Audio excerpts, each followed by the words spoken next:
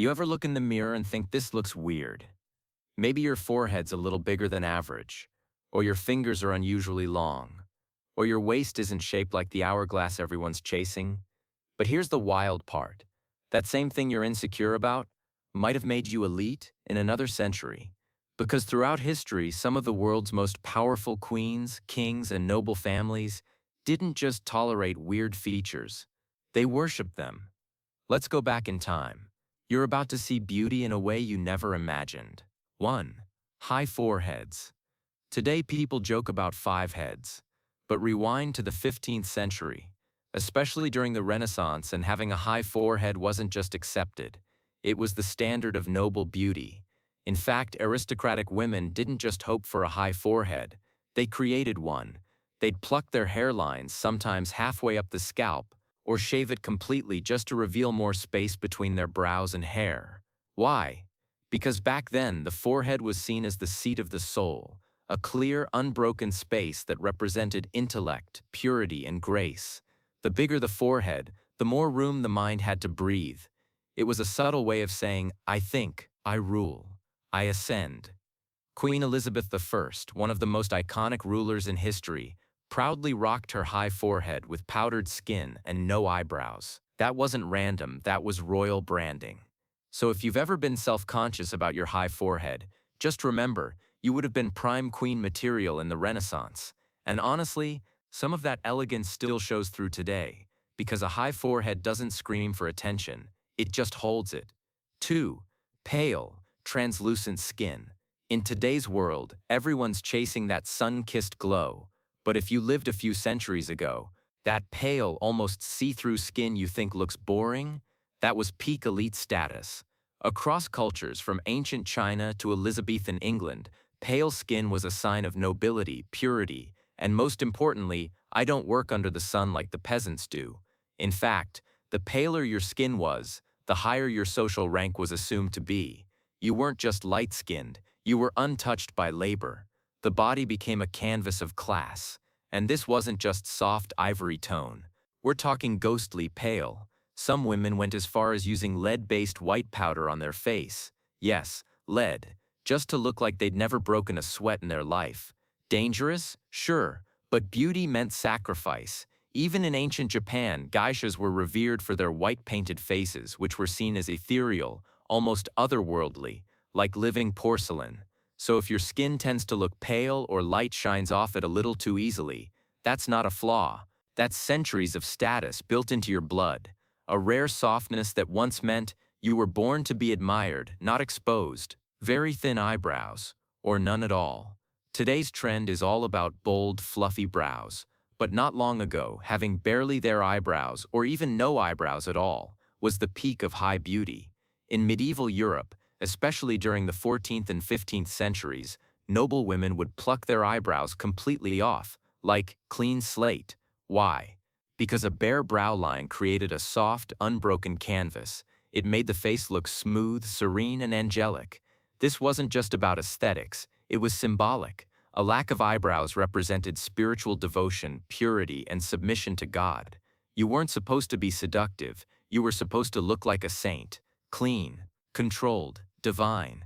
Even Queen Elizabeth I, one of the most powerful monarchs in history, famously kept her brows pencil-thin or totally erased.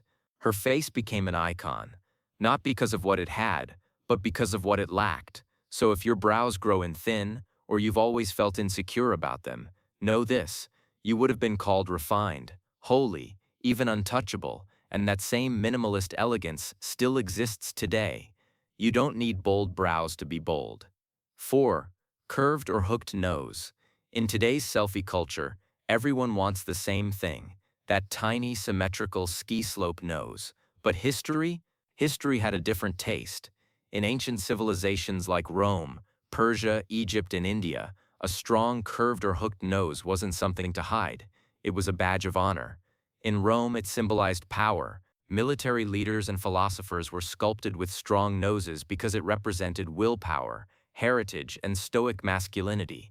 If your nose was sharp and distinct, that meant your presence was too. In Persian poetry, a curved nose was described as majestic, not just beautiful, but regal.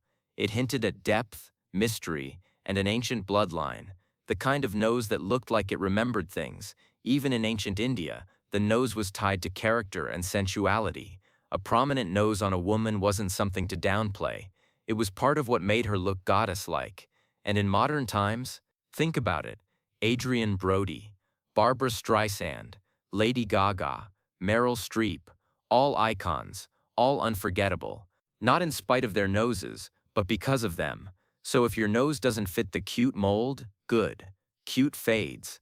But character? That echoes through centuries. Extra long fingers. Most people don't think about their hands, but in certain parts of history, your fingers could say more about your status than your clothes. In ancient Japan, in India, and across European aristocracies, long, slender fingers were seen as the ultimate sign of refinement. Why? Because they were associated with grace, precision, and artistry. Long fingers meant you didn't do manual labor. You weren't farming. You weren't building. You were writing, painting, playing instruments. You were cultured. In classical paintings, the most admired women, queens, goddesses, muses, are often shown with elongated, delicate hands. Even in ballet, to this day, long fingers are preferred because they create cleaner lines, more elegance in every motion. And it wasn't just about aesthetics. In palmistry and ancient body-reading traditions, long fingers were tied to intellectual strength, intuition, and even royal bloodlines. So if you've ever looked at your hands and thought, "Why do my fingers look like piano keys?" Just know, that's not awkward. That's elite. You weren't built to survive the dirt. You were built to write poems and sign treaties. 6. A gap between the front teeth. You've probably seen it before, that little space between the two front teeth. Some call it a flaw, others call it a quirk, but in many cultures, it was a gift and a sign you were born to stand out. In West African traditions, especially among the Fulani and Yoruba, a tooth gap was seen as incredibly beautiful. It meant charm, sexual magnetism, and even good luck. It wasn't just accepted, it was celebrated. In France, they call it les dents du bonheur, the teeth of happiness. It was believed to bring good fortune, easy laughter, and a radiant personality. Not just beauty, but joy. And in African American communities, the gap became a symbol of uniqueness and heritage, something passed down like a signature, not a mistake, but a mark. Fast forward to today. Supermodels like Georgia May Jagger, Elijah Wood, and even Madonna made it fashionable again. Why? Because in a world full of filters and copy-paste smiles, that tiny gap, it interrupts perfection, and that's what makes it magnetic. So if you've ever been teased for that space between your teeth, just know, you're carrying something ancient, a beauty that comes with its own meaning. So yeah, the features you've been taught to hide, the things you scroll past, comparing, questioning, shrinking, centuries ago, those same traits crowned queens, defined dynasties, shaped what entire empires called beautiful, because beauty hasn't always been about symmetry, filters, or whatever the algorithm says today. Sometimes, it was a high forehead, or pale skin, or a crooked smile with a story behind it. So maybe you weren't born with modern perfection. Maybe you were born with timeless power, and if that's not beautiful, I don't know what is. If you aren't tired of fitting in, maybe it's time to remember what used to stand out. I always make these kind of videos. Make sure you subscribe because you might not see my channel again.